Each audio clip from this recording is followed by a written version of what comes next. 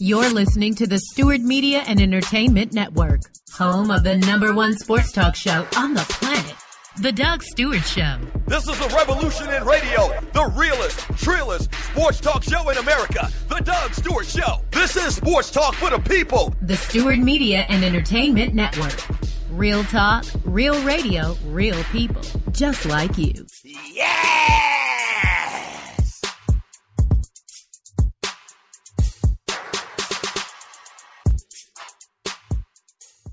Do you have your own radio show? Are you an artist or a DJ? BB Mobile Apps is the solution for you. They specialize in creating mobile apps for entertainers. You can have your own mobile app where your followers can hear your shows or music, watch your videos, and view all of your social networks in one place. You can even make money with banner ads and send push notifications directly to your audience to make sure they get your messages. Everyone has their phones on them, right? A mobile app will add credibility to your brand because your content will be accessible to them while they're on the go. BB Mobile Apps also makes apps for bloggers, actors, and producers. The process only takes about 20 minutes. Just go to bbmobileapps.com and click Get Started Now. That's BV, V as in victory, mobileapps.com, and tell them Doug Stewart sent you. Yes, sir! At Ticket Liquidator, we believe you should have access to the experiences you want to be a part of.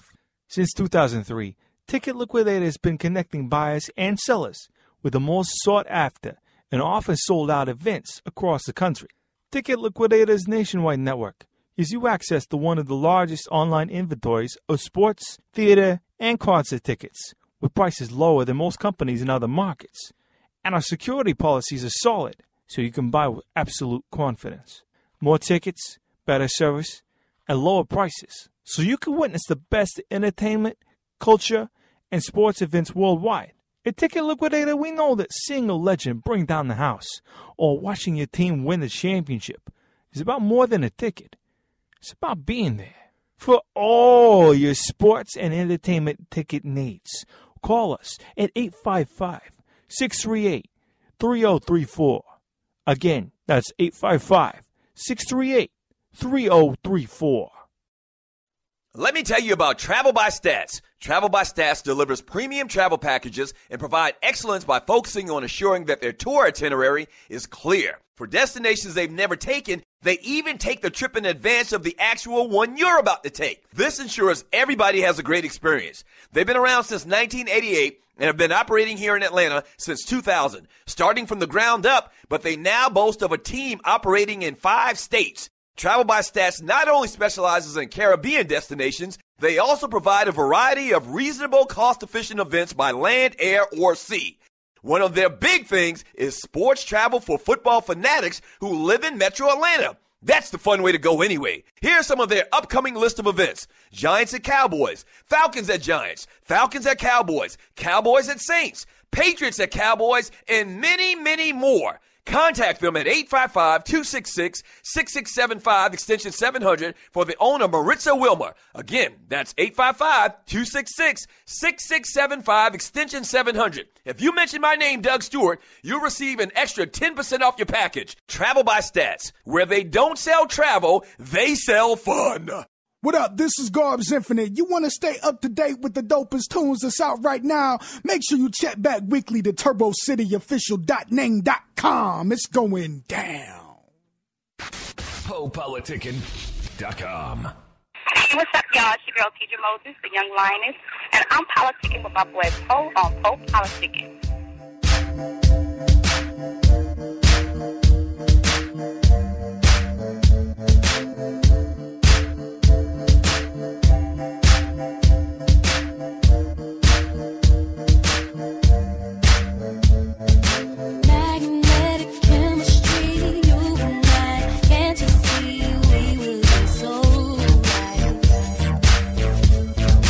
Plenty others come around, you're the only one I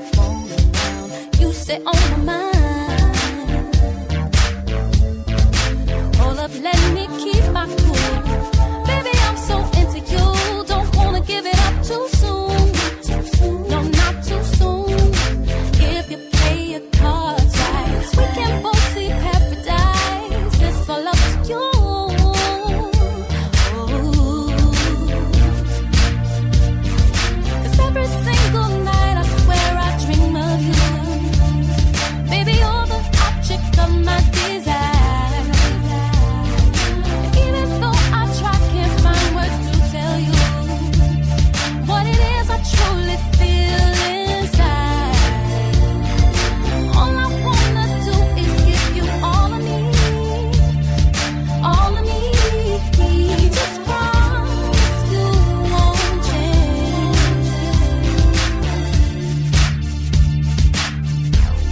Boy, I swear, kisses never taste so, kisses never taste so sweet. You know what you give to me? Kisses never taste so, kisses never taste so sweet. You come closer, I get shy. You can see it in my eye. Way too real to hide. You beg, let me stay. Are you gonna be the same when you get what you want? Oh boy, why'd you have to turn me on? 'Cause now you're making it hard to front. 'Cause every single night I swear I dream of you. Maybe you're the object of my desire. And even though I try, can't find words to tell you what it is I truly feel inside. All I wanna do is give you all of me, all of me. Boy, I swear, kisses never taste so, kisses never taste so sweet.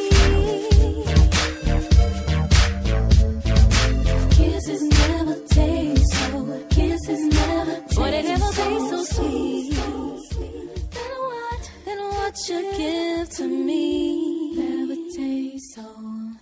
never taste so sweet. All right, welcome back. This is a TurboCity.net Pole Politicking exclusive. I am now politicking with Tidra Moses. Moses, how you doing today? I'm very blessed, darling. How are you? I'm good. So for an icebreaker, I just want you to tell us, how would you describe yourself, you know, just as a normal person, not as a, like, artist or everything, just a normal, everyday person. How would you describe yourself?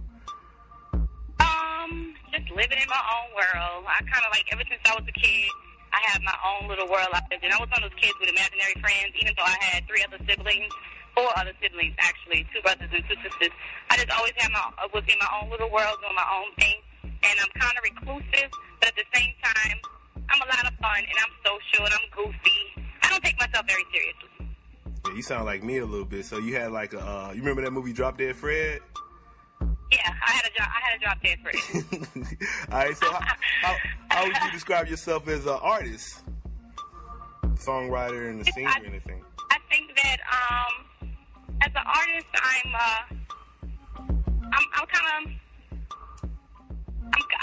really honest. I think I'm just honest to what I feel. I don't try to contrive things. I don't try to stay within any trends or sounds. I just kind of try to be the best that I can as an artist, being whatever the medium may be. Like if I'm trying to write poetry, or if I'm writing, or if I'm trying to draw something. Cause like sometimes I'll just out of nowhere just want to pick up a pen and a pad and start sketching. And I just try to be honest about what I feel, and I just try to convey what it is I feel at that time, because I think as an artist, the reason I do it is not really for anyone else but me. But the fact that I can make music and people appreciate it is a blessing, and I don't disregard it or not appreciate it in any way. But I think my main reason for doing it is myself. I would say I have to. It's therapy. I say I have to disagree with that, because I was going to actually say, like, when I listen to your music, it's like so soulful, and it's like you feel like you're singing to me. So that's what I said. Like, I actually connect with you when I'm listening to your music. It's not a lot of far as like singers that I really connect to, but that's what I'm doing. Yeah, because like I said, like that. I never met you in them, but when I heard "Be Your Girl," I felt like that's a girl telling me that, like they talking to me, you know. Well, that's good. And I'm gonna say, where do all that soul come from? My mom, my life experience growing up, we're a very soulful family. Like, we grew up in New Orleans, Louisiana, right outside of New Orleans in Kenner, actually. We claim New Orleans because it's the closest city that everybody knows.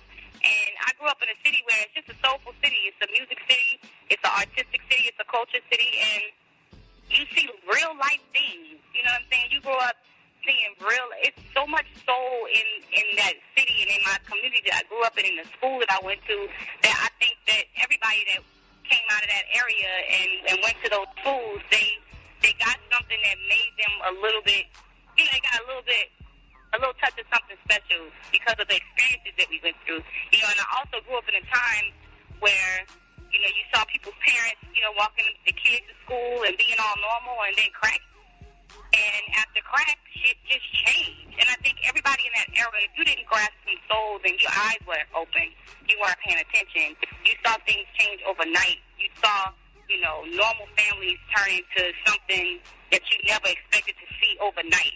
You saw so much crazy shit. And at the same time, in the midst of all that craziness, we were happy. And it was fun. You understand what I'm saying? So I just think that's where my soul comes from my upbringing. Who was an extremely soulful gospel singer, to the experiences in my life. I think I had a very soulful upbringing. Yeah, you remind me of Good Times a little bit when you said that. Did I really? But my life wasn't horribly bad. I had, my parents owned their home, 2-parent home, up until a certain point until we moved to California. But I think that, I wouldn't want to trade my upbringing for anything. I'm raising my kids now in a much more comfortable environment, but I still try to make sure I inject soul into their lives. Yeah, I've been saying, make sure. I was going to say, actually, because, I try to, we try to be on the motivational tip a little bit, far as, inspirational stories. And I was reading that, you weren't actually, homeless in the streets, but you was, without a home for a while. So I want to know, how did you, come from that place? Because it's actually, it's this one homeless lady, I see her every day. I've been seeing her for, 6 years, and she never, what make you want to just, you didn't give up. You kept, pursuing your dream. So what made you do that? Didn't have children, I might have thrown my hands up. And now, let me just note that I have not gone out of place to say once, but twice. I went through a couple of times of, having to sleep where I can and send the kids to their grandmothers and stuff like that. But God is good because I've never had to sleep on the street and I've never had to live in a shelter. And I just think that my mother never gave up on me. No matter what she went through, and I saw her go through far more. If I thought anything I went through in life was hard, it was 100 times that for her. And she never gave up on me, and she never gave up on my sisters and brothers. And I just think that if God is in you, then there's nothing the world can bring against you to break you. If God is in you, you just don't break. You know what I mean? Because you have this faith that He will suffice. He'll give you everything you need eventually. Even when you're crying, you talk to Him. You're not crying and giving up. You're just crying out, I can't go any further. And at that point, when you just let it go, I can't do any more, God help me, I'm crying out or whatever, He just kind of just scoops you up and takes you along. And you look back and you don't even know how you got from point A to point B, but you're here. And that's kind of just how it goes. I can't tell you I know no special tricks, because I don't. I don't have no special advice to give anybody. I follow God. I mean, some people choose other things or to call it something else. They got different kind of practices, yoga and breathing. I do all that stuff too. But at the ultimate, it's I follow God. My mother taught me that. I saw her go through so many things, but through it all, she triumphed because she kept God at the forefront of everything, and that was her answer to everything, prayer. So that's kind of what I do. And motivation. You got to keep moving. You can never stop. You're living. But, your life is not going to stop. As long as you're breathing, things are going to keep moving, and you can't stop in the midst of it. That's just kind of impossible to me. Okay. And I wanted to ask you about talk about your first album back in 2004, that Complex Simplicity. And they really, I was reading the review. I heard it, but I was reading the reviews and everything too. And they basically compared it to a classic, and they compared it to the people like Mary J. Blige, Denise Williams, Tina Marie. And I want to know, how do you feel about that? It's surreal. It's very surreal, and it's crazy because I just don't know, sweetie. I don't even know how to tell you how I feel about that, because it's just surreal. I still don't grasp that. And it's been a long time. People will walk up to me on the street and just be like, I just want to tell you that this album did. And that, to me, the people walking up to you on the street and one-on-one, is far more than any critic that gets paid to say things could ever. Don't get me wrong. I appreciate the critics saying that. I really, really do. I think the critical acclaim is one of the reasons why I can continue to make music and make money doing it. But tell you how much something affects them, or come up to you shaking and crying at a concert like, yo, you really affected me, and I just want you to know how you got me through. You just, all I can think of is like, I didn't do it though. You know what I mean? Like, I can't explain it. Like, you know, I know that I'm just Tidra, and I know that I'm just this little girl that was just trying to figure my life out, and I just wrote out what I was thinking, trying to figure my life out and my emotions and love and life all on these songs because I was going through those things at that time. That's all I was doing. So I can't even wrap my head around it. I'm appreciative, and I feel very honored and blessed, but I'm humble because I know that was some experience God had me going through at the time, and I don't know. I don't even know. I really don't know, but I'm appreciative. I just know that, you know, that's beyond me. And I try to look at my talent in that sense, period, because I know where it comes from, and I know that at any moment I'm not meant to do this anymore. He'll take that and let somebody else be the vessel for that. You know, I just feel like I'm just here to, even if it's about a song about sex or whatever, I'm just here to open my heart and pour out whatever it is that God puts on it for me to say. And that's all I did. So I don't know. It's very hard for me to wrap my head around it. I'm appreciative, though. Yeah, I was gonna say too, but at the same time, it didn't really get a lot of mainstream success. And I wanted to say, like, what do you think the reason behind that? Like bad promotion, or like just people just slept on it, or what? Well, people may have slept on it because it just was nothing to bring them to it like that. You know, it was one video and then it was a wrap. You know what I mean? And that's okay because everything works at God's speed and His will and His time. And so I just figured, as well, my mind state was never to be this on a level of like a Beyonce or something like that, and still isn't to this day. I just wanted to make music and travel the world and have enough fans to like pay enough money for me to take care of my kids to live comfortable. Like, really, honestly, I don't think I ever really wanted stardom, and everybody that you see with that wanted it. And they went for it, you know, and I think I just more so set out to make quality music and be a good performer and try to do it as long as I can. My goals are a little bit different than a lot of people in the music industry because I never wanted to be a superstar. I'll say, what's your zodiac sign? I wanted to make music. What's your zodiac sign? I would be a sexy Sagittarius. Oh, I was like, you got a lot of competition. I feel the same way though, because like at the same time, I want to be successful, but I don't want to be like out there, because I don't know. I still want a little. Since I don't want to be out there, sweetheart, I want to be whatever God has for me. But my intention is not to make people love me because I love myself and God loves me and my family loves me. So if they choose to, great. If they don't, I can't do shit about that. I'm not about to stress my life, you know. And that, you have to have a personality that want people to love you to be a superstar, that cares if people are displeased with you. You know, only way I would care if somebody is displeased is if I've done something that I know in my heart of hearts that have hurt you. But I can't please everybody. I can't please everybody, and I'm not going to ever start being that kind of person. I would say, so this actually goes to, it was another article I read from you that you did. It was said, I choose to be an artist over fame, so it has to kind of relate to that. Like, you just want to be a real artist and do what you feel. I want to be an artist. I want to be an artist, like, in every sense, you know. I want to one day get to a point where I can design furniture. You know, I want to really take time and travel the world, and I want to get inside of myself as a sketch artist, you know.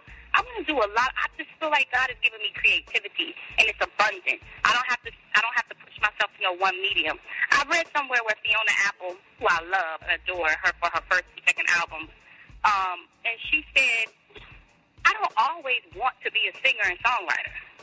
It's not who I am. And I'm not saying it's in the sense of me. I'm just saying what she said.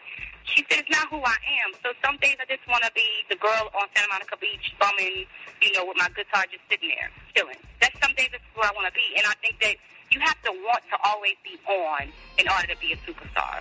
But you could be a rock star every day, all day. Because it's just a part of your personality and what you were born with. And I feel like certain people, when God let them out their mother's womb, they came out with this little thing about them. And I think I got that thing, that rock star thing. It's not about superstardom for me. You know, I wasn't made who I am. What my personality is not contrived. It's just who I am. And I've learned over a period of time, from high school to the age I am now, that it's something about that is magnetic. And I don't say that in the sense of arrogance. I really don't. It's all observation. And, you know, it's something magnetic about the way I speak about myself, the way I feel about myself, I feel good about myself, and I think people like to be around me because I feel good about myself. And then some people totally get the fuck away from me because they feel like she feels too good about herself. You know what I mean? I don't know. But superstardom, fame, I feel so good about myself. I don't need somebody else to tell me I'm special. I know it, you know, and it's not that I wouldn't appreciate it. It's not that I won't take it if that's what God has for me and do my best with it. It's just not my desire, and I have to be honest about that. Yeah, and I would say I know you've been dropping a lot of mixtapes, and I actually listened to your last one, The Royal Patience, and I was reading you got a new album coming out too, so I just wanted you to talk about both of them, the mixtape and the album. Well, all my mixtapes are just necessary thing I have to do to relieve myself of music, you know, that I have to get it out, and it's most of the time it's songs I've done over a large period of time. And, you know, even though I do the music for myself, I'm aware there's a lot of people that support me, and they continue to support me, and they push me along, and they tell me, don't quit, never, please keep giving us music, and that's what I do free mixtapes for, because people want to hear my music, you know.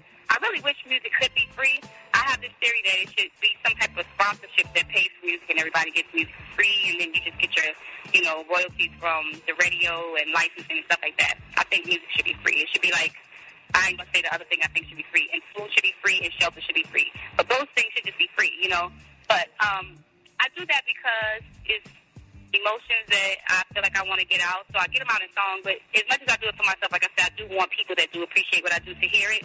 And that's what that's for. And I know I've been taking a very long time to get an album out to everyone. And people get frustrated with me. But I think sometimes when I give them bits and pieces of music to let them know that I'm still doing music, that I have every intention of putting out an album, it's a lot that the consumer don't understand about what it takes to put out an album. You know, and it's all as well, this is my life. It's not a career. It's my life. And my career happens to be in my life.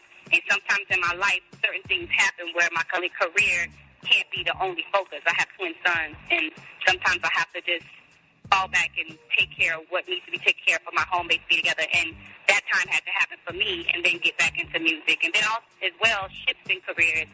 You know, at a certain point, I had to look at what was making the money, and writing was making the money. So I just went over there and got the money. But then at a certain point, I just realized, okay, it's time, because I feel exactly like what I said I was, the Young Lioness. You know, I called myself Young Lioness since the first album, but I didn't even know why. But today, I truly understand it. It's very clear. It's time to put out the album because I understand exactly what I'm talking about now. The vision was given to me a long time ago, but I was working on the vision for years and years and years and years, and that's where you get all these little mixtapes and stuff from, because I hadn't solidified what it was I was supposed to do and what the message that I was really trying to say. And now I got it. So now it's time. And it may be, you know, far along from when people expect it or when they want it, but that's just not how shit works all the time. Yeah, I mean, the people can still rock with me. I would say actually, like I said, I was listening to the mixtape. Like, it's all original music, so shit, it sounds like an album to me because it's all original music. Yeah, a lot of them are like original stuff. I put a lot of original stuff out, but that's not what I want the Young Lioness to be. You know, don't get me wrong. You might find similarities or whatever, but I want to rock me first. Before I can rock somebody else, I gotta rock me, you know, and I just want this complete package. And I know people don't listen to albums anymore, and people just want one song here and there, but I think the people that dig my music and get into my music like complete projects. You know, they still the kind of people that dump the whole album into their iPod, and they go through that whole album when they riding down the street or going long drives to Vegas or, you know, cleaning up their house or studying for exams. I think they still want to hear a whole album, you know. I think maybe I'm old school with that, but nah, you ain't old school. Our form of making an album is just great. You know, there's certain albums like Maxwell's last album and Rick Ross's, I forget which one. Was it Bigger Than Life or Maybach Music? I can't remember what the damn album was called, but the last one he put out, just a really good front to back. And I just want to be a part of that team of people that give, you know, really good front to back albums. So I just can't say, oh, I got all these songs. They're all good songs, but they don't really have the focal point. I'm trying to get a point, but they're good songs, so we don't make an album. I don't really want to do that. I just really want it to be good to me. And then somebody might say, oh, this ain't good. This ain't as good as blah, blah, blah. I can't worry with that. But if I rock me, then I did my job. So what advice would you want to give to, I guess just people that want to get in the music industry as a writer or as a, both ways, if they want to do it as a singer and then if they want to do it as an artist or just somebody that's want to get in the industry, what advice would you give them? The same advice I would give anybody wanting to do anything. First and foremost, know what the fuck you're doing. You know what I mean? Do you know how many people I know from my family to all kinds of, they want to be rappers and they want to blah, blah, blah, but what, are you good? You know what I'm saying? Like, first you got to stop and say, can I do this? You know, am I good at this? Not just, can I, is it okay? Because you have to stand out. You know, in this industry, everybody wants to be a superstar, man. You can go on YouTube and, fart your way into fame. You know what I'm saying? So it's like everybody wants to be a superstar. So you just got to make sure you have something about yourself that is unique, either in your grind, where maybe your music is not that good, but your grind is magnificent, or your music is so amazing that it's going to stand out. Make sure that something is good about you. After you have that down pat, then you take, especially as an artist, you look at the first 5 blocks that you live on. Saturate those first. Then push out to the next 5. Then push out, you got the whole city. And concentrate on where you are now. I know a lot of people want to get to like if they live in Milwaukee, they want to get to New York or LA or whatever. Figure out how you can get it popping where you are. I think that in the way the industry is now, whether you're a producer or a singer or songwriter, you got to make these people come to you, because there's so many people in their face saying, hey, look at me, look at me, look at me. And you can do that while you're making them come to you, but you have to make them come. You can't think that they're just going to pick you up because you're here and you're halfway deep. You have to draw them to you. There's artists that's been around and been doing it. They still have to make sure people come to them. They still have to, do something specific in their marketing campaign or make something specific in their music that draws people to them. You can't just be mediocre in talent and business. One of them got to be on another level. And if your music is mediocre, then you need to really step up your business game as far as your marketing and creative ideas of how you're going to get your music to people. And like I said, that could just be right there in your neighborhood. Start with where you are. That's my best advice. All right, and I want to know, do you have anything you want to say to your fans? Yes, thank you. I don't think, Poe, they understand how much I truly appreciate them. If you ever see me on the street, walk up to me, say hi, please. I appreciate it. I don't feel like I'll ever be a person that won't appreciate it. I'm so grateful. I'm grateful that they're still here, first off. I'm really, really grateful that people still follow and appreciate it and support me and push me along and pray for me. I try to do the same for them. I just feel like if they connect to my music because I'm being honest, then they connect to me as a person, and in this universe we are friends, and I really appreciate them. All right, I want to say I appreciate you for coming through doing an interview for us. Thank you, baby. Thank you so much, and I appreciate you. Yeah. You want to tell them your website, Twitter, everything like that? Yes, we are at twitter.com at Pedra Moses. We have Pedra-Moses.com, which we have something very special coming up. Right now, it's just there at the page, and you can download the mixtape, but we're building it up right now. We have this really special thing that's a surprise I'm going to start promoting pretty soon. It's like a launch party we're going to have on the site where I perform live, and everybody over here that can come and see. So it's going to be great. Also, Facebook, I don't go on there, and I'm not going to sit here and lie like I'll be on Facebook. Actually doing that more so for promotion, but I don't even know what it is. How does Facebook work? What is like Facebook/Pedra Moses or something? I don't know. I don't really know, but I got one of those. And and we have the MySpace, myspace.com/Pedra Moses. So check us out.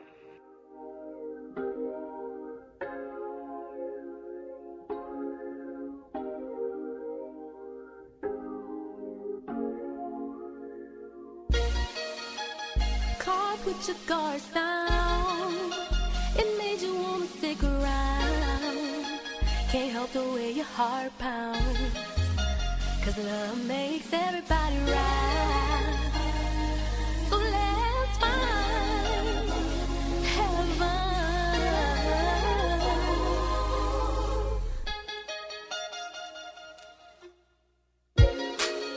Well, I'm Pedra Moses on the throne. On the underground, I'm internationally known. Rebel, kind of sexy soul. That's why track it to mix, make it go.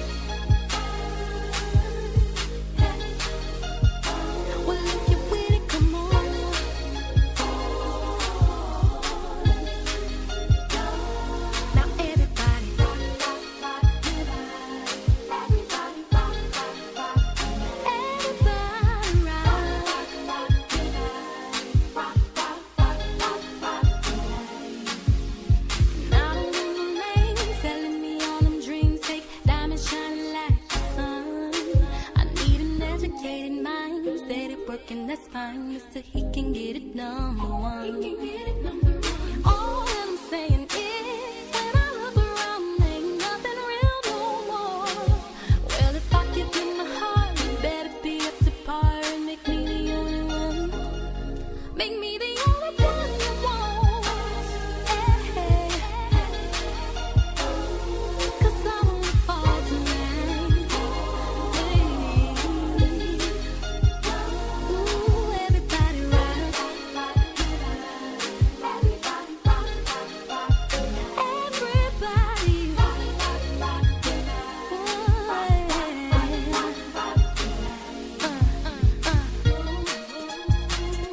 You make me wanna fall in love.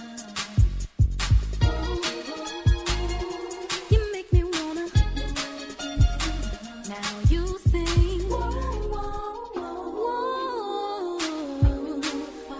You make me wanna fall in love.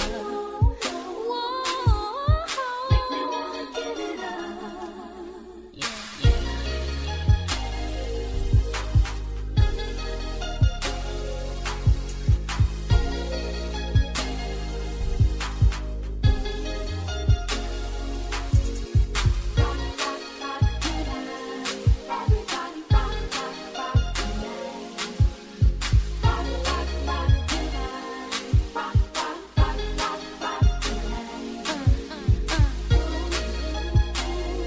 You make me wanna fall. You make me wanna give it up. Say yo, hey.